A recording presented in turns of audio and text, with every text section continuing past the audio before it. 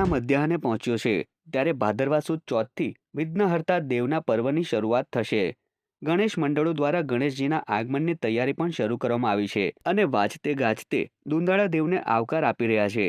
ત્યારે જૂના ભરૂચ વિસ્તારમાં આવેલ કાચલી પીઠના ગણેશ મંડળ દ્વારા ગણેશજીના આગમનની ડીજે સાથે શોભાયાત્રા કાઢવામાં આવી હતી.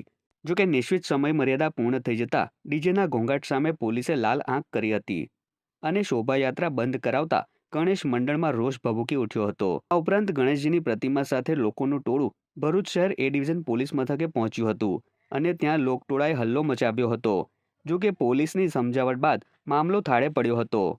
ઉલ્લેખનીય છે કે તહેવાર અને તેની ઉજવણીની ગરિમાને જાણવા માટે કાયદો અને વ્યવસ્થાની પરિસ્થિતિ જળવાય તે પણ જરૂરી છે અને સૌ કોઈએ તેનું પાલન કરીને વિઘ્ન સહિત તહેવારની ઉજવણી કરવી એ પણ ધર્મભક્તિ જ છે.